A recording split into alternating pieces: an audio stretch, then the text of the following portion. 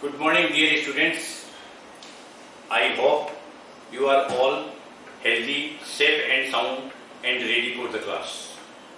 Myself, Dr. Hari Prasad Goenka, Associate Professor and HOD in the Department of Commerce, Rabindranath Tagore University. I welcome you to this online class. Today's topic is a GST in India, a simplified overview. Students, perhaps you all remember that in the year 2017, prior to the introduction of GST, there had been hue and cry amongst the public regarding GST. In the TV debates, in the newspaper headlines, in the business houses, in the markets, conferences and seminars, everywhere there had been an atmosphere of doubt, confusion. What do you think of it? Was their apprehension correct? From my own analysis and experience, I have drawn three conclusions. Number one, little learning is a dangerous thing. Most of the people with their illiteracy and due to their ignorance, they could not have the idea or concept about the GST. So there was an atmosphere of apprehension and confusion. Number two, different people have different opinions. Some of the people having their own vested business interest, they think in their own way, they have their own perspective, while some others have some political agenda and political interest. So such selfish people misguides the public many of the times. Number three, it is natural that people do not accept any changes easily because they had been running their traditional business inherited by them from their fathers and forefathers for decades. So how they can adopt a new system and why? Definitely they were in a confusion and in a doubt. So for them, I suggest that they should remember that wind always does not blow according to the choice of one's direction. So we should be ready to accept any challenges, any complexities and must welcome any change to be successful in our life. So good luck to Indians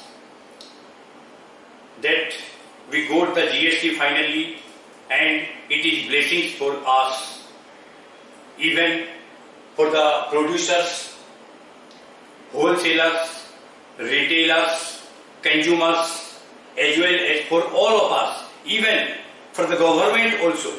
Government is not loser. In the long run, government will be also gainer. So it is a win-win situation where everybody is gainer. So let us come to the topic. On request from the students about my earlier classes, this time I have decided to upload soon the Hindi version of the GST classes as well. To get the notification of my newly uploaded video, you may subscribe it if you desire. So here I begin with my first slide which shows you the contents of the topic. So from the contents, today in my first part of the video, I will discuss world history of GST in brief, background of GST in India with GST Council and GST model, and bottlenecks of earlier tax system. Why was GST required? And the rest part will be discussed in the upcoming videos. So let us start with the first point, world history of GST in brief. GST was first introduced in 1954 in France. So France was the first country to introduce GST long back in 1954. Since then, it was introduced in many of the European countries. 95% of the European countries had followed GST. Among them, Canada introduced GST in 1980 and India has followed the Canadian model. Most of the countries of the world, more than 160 countries, say Australia, Africa, Brazil, Korea, Singapore, New Zealand, China, Germany, Japan, Italy, etc. have already introduced GST long back. Even contemporary to India, our neighboring countries, Pakistan, Bangladesh, Sri Lanka, they have also introduced GST. However, USA being a federal structure of government, it is very difficult to introduce GST here like India. India is also a federal structure, and moreover in America is a developed country and have sufficient revenue so they can manage. And Malaysia, due to having their sufficient revenue, they have removed it. So what we can understand from this world picture, you can go through this slide, that though India has started the concept of GST since 2017, introduced it, and still we are far behind in comparison to the world. Let us see the GST in Indian context in the next slide.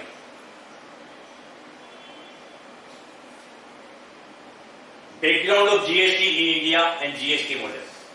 In India, GST concept was brought or first time introduced in 2000 by the then PM Atal Bihari Vajpayee with an empowered committee under A. Das Gupta.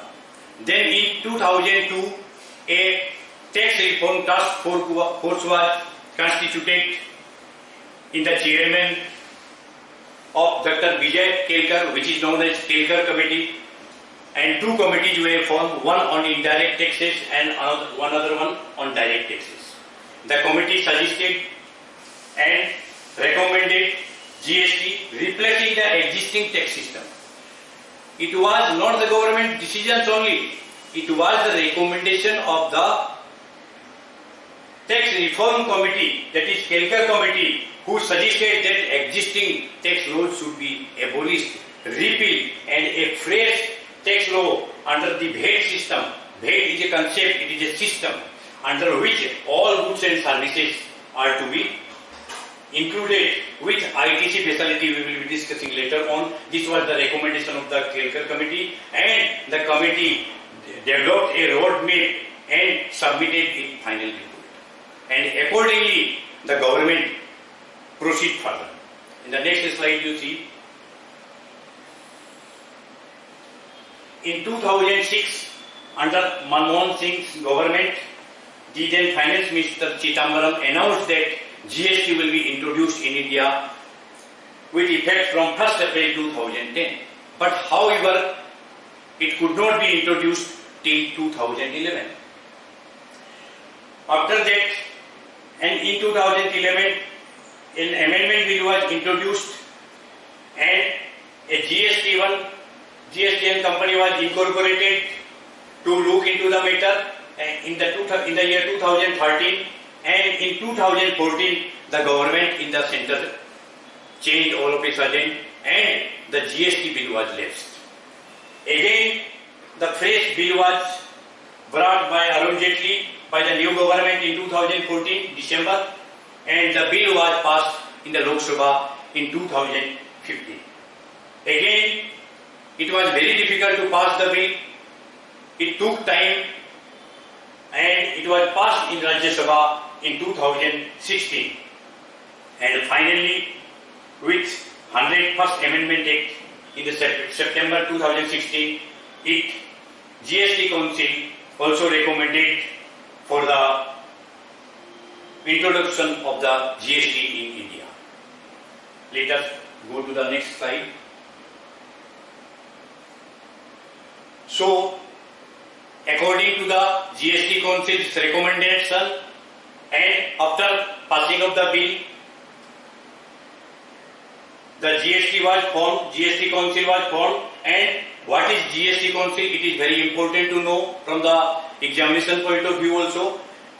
It is a committee formed by the Union Finance Minister, who is the chairman of the committee, one Union Finance Minister of State Revenue, and Finance Minister of all states.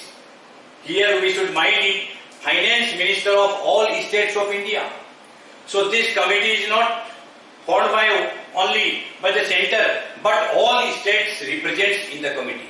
So decision of the committee is a totally democratic process, where minimum representation GST more than 50% of the total states required along with the center. So Indian states, including Indian territories, and 50% of it, more than 50%, it comes to around 20. Quorum, 50% of the total member is required. Decisions, 3/4. You see, without 75% majority, a decision cannot be taken. And where center's voting weightage is only 1/3, while states' voting right is 2/3. That is 66% around. So we can say that any decision in the GST Council is not an easy task. It is very hard not to take a decision. You see here, voting power is 2/3 by the states, 1/3 by the center, and decision requires 75% majority. So any matter relating to GST, it is a very democratic process. We comment that whatever a decision is taken, the rate is higher, the inclusion of the GST, exclusion of the GST, general people, ordinary businessmen, or anybody, we give lot of comments, but it is a very thought-provoking and decision-making committee, and a democratic way the decision is taken. What are the functions? Any exemption from the tax within, whether it is to be brought under the GST bracket or not, any inclusion of the new tax, new commodity, rates, whether there are 4 rates in India, whether rates to be changed from 5 to 12 or 18, whatever it may be, cess, we will discuss later on cess, surcharge, etc. All these matters are decided by the GST Council. So I am not going to complicate it. This is the, in nutshell, this is the all about the GST Council. So in 2016, GST Council was constituted, and the committee took various decisions. Next slide you see. In March 2017, GST was cleared with the amendment bill. The 4 GST Acts were passed by the Parliament. You see, for GST includes 4 Acts were passed under GST by the Parliament.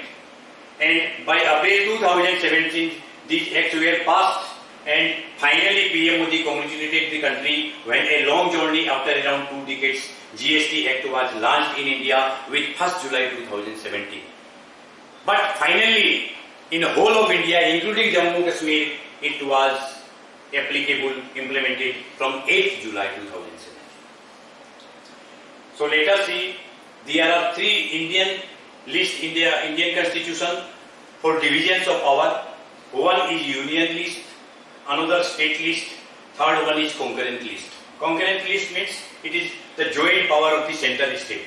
So union list, which covers central has the exclusive power. Under the union list, Parliament take decisions, central government take any decisions like defense matters, Indian Airlines matters, railway matters. These belong to the central government. Similarly, from the tax point of view, these are not our within the tax review.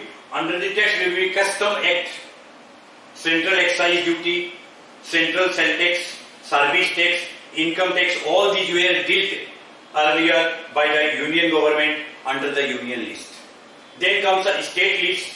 State has the exclusive power to take any decisions on the state list, like excise duty belongs to the state excise duty, sell tax. Now it comes to the VAT later on, and electricity, agricultural tax, etc. All these are the matter under the state. Concurrent list where state and central they have jointly power, that is interstate matters, forest matters, education matters. These are mutually decided by the center and state, where center's power prevails over the state in case of any dispute. Anyway, now let us come to the Article 265. This is very important. Article 265, what the Constitution says under it, you see, any tax can be imposed only if it is passed by the Parliament. A tax can be imposed by an act passed by the Parliament only. Without passing an act, a tax cannot be imposed. The Constitution says. So, to introduce GST, it requires to pass the acts. Without act, it cannot be introduced. So, as per Constitution's provision, the central government has to pass the acts in the Parliament, both in the Lok Sabha as well as in the Rajya Sabha, and GST come into force. After that, it is also mentioned by repealing the earlier tax laws. That means to passing the act newly, it does not serve our purpose, because it also says that earlier tax laws must be repealed. Earlier existing taxes must be repealed, otherwise there may be a conflict. So, according to the provision 265 article, the GST Act were passed. Let us see what were the acts passed under GST. Let us see in the next slide. So the following acts were passed under GST by the center. First one, Central GST Act, that is CGST we call it. The CGST, that means Central GST Act, tax levied and collected and administered by the center. So it goes to the center. Then again, Union Territory GST Act, in short we call it UTGST. The tax levied and collected by the Union Territories of India. Among the Union Territories, you see, there are Andaman, Chandigarh, Daman, Diu, and Dadra Nagar Haveli. Now it is jointly there in one Union Territory. Jammu and Kashmir, it comes newly in the Union Territory. Then comes Ladakh and Lakshadweep. So these are the all Union Territories. Under these territories, Union Territories, UTGST Act will be applicable. You can raise the question here. You see Delhi and Puducherry, these are also UTGST. They are Union Territories, but they have their own state legislature, their own chief minister. So these two states, Delhi and Puducherry, we call it Puducherry, these will be covered under the state GST Act. So except these two Union Territories, rest will come under the UTGST. Then comes integrated GST. It is a common centralized authority made by the Parliament, where the consolidated fund lies with the center. The fund lies with the center, but this is a joint common fund under the center, where the fund will be divided between the center and states as per provisions or recommendation of the GST Council. So, these three, first is the Central GST Act, CGST will be applicable for the center and tax will goes to the center. Unity GST, the tax will goes to the union territories. And integrated GST, the tax will be divided between the center and states. State may be either union territory or the other states. Then fourth one is the compensation to state GST Act. You see, compensation to state GST Act. I have already told in my earlier slide that the states were not easily agree to accept GST because every state government has their own source of revenue. Accepting GST means they have to repeal the existing laws applicable in the states regarding their existing taxes. So state may lose revenue. No state can take this much of risk of losing their revenue because all the activities are run through the revenue earned by the state government. So to introduce the GST, to make a consensus between the center and states, central give a guarantee to the states that in case if you lose the revenue up to next coming 5 years, central gives the guarantee, takes the responsibility of compensating any loss incurred or suffered by the states. That's why the states agreed finally and this compensation act was also passed. So central passed 4 acts: CGST, UTGST, Integrated IGST and Compensation Act. These are the 4 acts passed by the center. Another act passed by the states, you see in the next slide.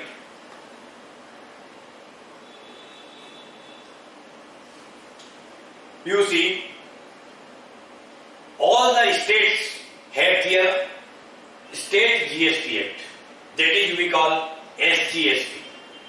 The tax levied and collected and administered by the state. It is very important to know that people normally know that central has passed an act GST and GST is applicable all over India. It is not that much easy. You see, each and every state in their state assembly, in their state legislature, they have repealed their existing laws and they have passed their state GST Act in every state of India. And thereby state GST Act is applicable. You can say there may be conflict between the center and state. The GST Act is the same. Only the word center, state, union territory, this has been replaced. Almost the act is the same as drafted by the center. So in every state, they have passed in their own state legislative assembly the state GST Act. Now, under the state GST Act, you see the GST model, we say that India has a dual GST model. Dual GST model means there will be dual tax. All together, one tax belongs, because India being a federal structure, one is the central tax, another is the state tax. So, both GST means two dual tax, both of the center as well as of the state, it will be collected together jointly, that is 50-50. Always it will be equally between the center and state, and power has been equally given to the state, so there is no question of any conflict. So state share will be equal along with the center. Here is the intra-state means within state, inter-state means outside the state. So sale may take within the state. If a sale takes within the state, we call it intra-state.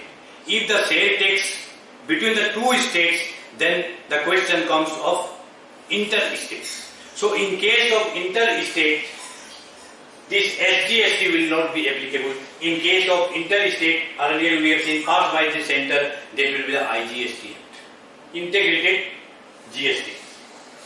Now you see, for intra-state supply, earlier what happens, if within the state, generally state government has the state sale tax, which was later on known as VAT. VAT is the modified form of sale tax, that is upgraded system, value added tax system. So instead of sale tax, VAT comes. And instead of VAT, now GST comes. So if within the state sale takes place, there will be GST, which has the two parts. One is the SGST, another CGST. Central plus state equals here. That is total GST. Again, for inter-state supply, if from one state to another goods are sent or supplied, services are delivered from one state to another, then IGST will be applicable in that case, and IGST has finally again two parts, one part of the central government, another part of the state. So state may be either normal state or it may be union territory. So either it will be CG plus SG or CG plus UTGST. Now you see, so for inter-state supply, normally we see supplier, place of supply, time of supply. These are very important issues. That to decide a sale is whether inter-state sale or intra-state sale, it is not so easy. It depends on the factor like place of supply, time of supply. Suppose a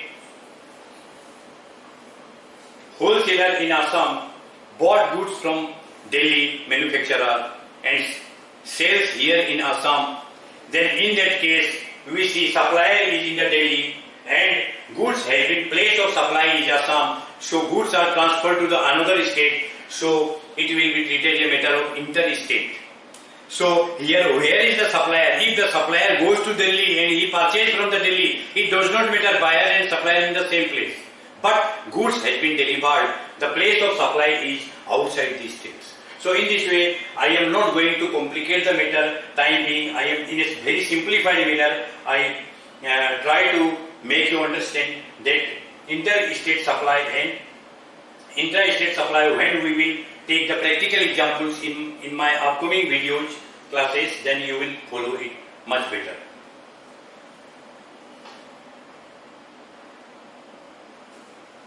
So I explain it with a certain example.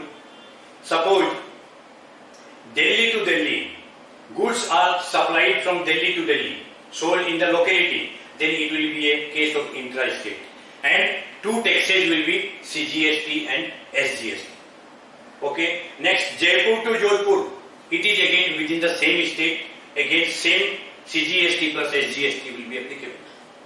Chandigarh to Chandigarh, you see again within the same state, so it will be an intra-state case, but here CGST plus UTGST, it is very much clear that earlier was the Jodhpur or it is a normal state and Chandigarh is a union territory. So instead of SGST, we take UTGST.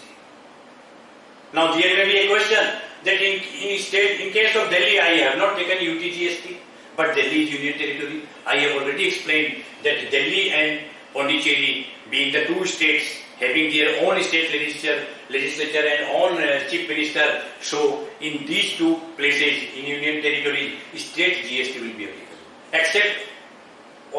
Except these two, in the rest of the union territories, UTGST will be applicable. Again, we see the next case, Chandigarh to Ladakh. You see, Chandigarh union territory, Ladakh another union territory. So from one union territory to another union territory, so it is an interstate case.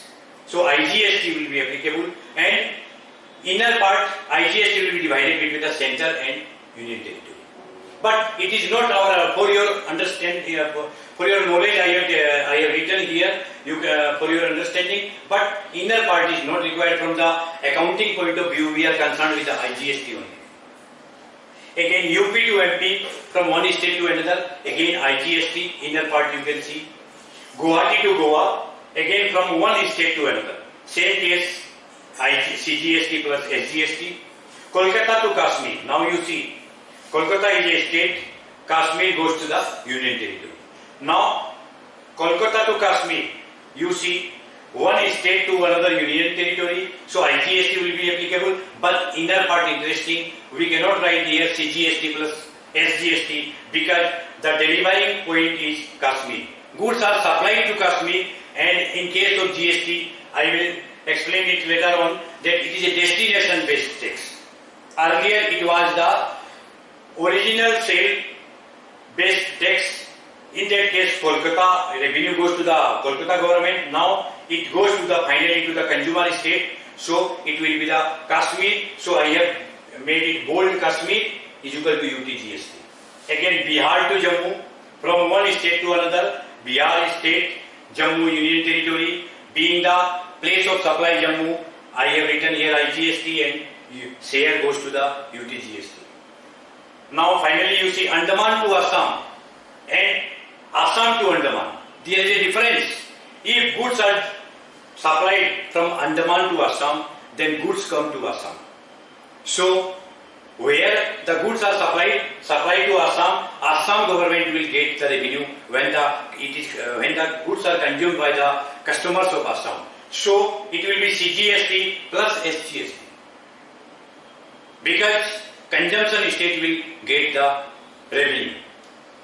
Now you see, if the case is reversed, goods are supplied from Assam to Andaman. From Assam to Andaman, goods goes to Andaman, so revenue will go to the Andaman government, that is Union Territory. So we will write CGST plus Union Territory UT GST. So the implication in all the cases will be IGST for inter-state case. The inner part is not required.